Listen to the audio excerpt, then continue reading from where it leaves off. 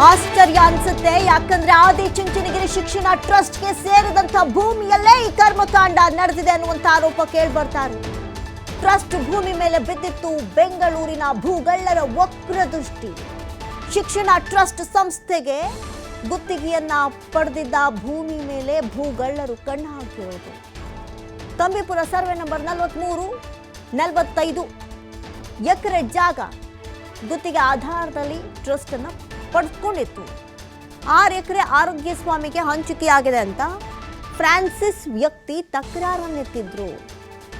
ಬೆಂಗಳೂರು ದಕ್ಷಿಣ ತಹಶೀಲ್ದಾರ್ ಕಚೇರಿಯಲ್ಲಿ ನಕಲಿ ದಾಖಲೆಯನ್ನ ಸೃಷ್ಟಿಸಿ ದಂಧೆ ನಡೆದಿದೆ ಅನ್ನುವಂಥ ಆರೋಪ ಕೇಳಿಬರ್ತಾ ಇದೆ.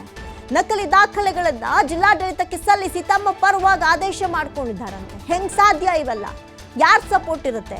ಯಾವ ಪ್ರಭಾವಿಗಳ ಸಪೋರ್ಟ್ ಇಂದ ಈ ಕೆಲಸಗಳು ನಡೆಯುತ್ತೆ ಅನ್ನೋದೇ ಪ್ರಶ್ನೆ.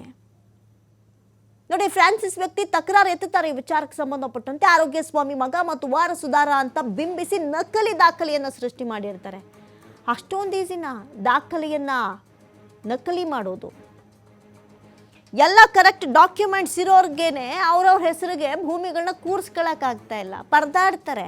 ನಾಡ್ ಕಚೇರಿ, ಗ್ರಾಮ ಪಂಚಾಯಿತಿ, ತಾಲೂಕು ಆಫೀಸು ಹಿಂಗೆ ಅಲ್ದಾಡ್ತಾರೆ.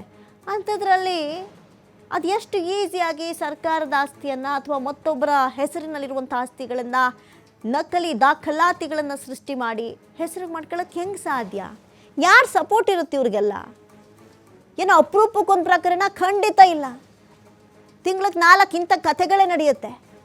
ಬೆಂಗಳೂರು ದಕ್ಷಿಣ ತಹಶೀಲ್ದಾರ್ ಕಚೇರಿಯಲ್ಲಿ ನಕಲಿ ದಾಖಲೆಯನ್ನು ಸೃಷ್ಟಿ ಮಾಡಿರುವಂಥದ್ದು, ಜೊತೆಗೆ ನಕಲಿ ದಾಖಲೆ ಸೃಷ್ಟಿ ದಂಧೆಯ ಆರೋಪ ಕೇಳಿಬಂದಿರೋದು.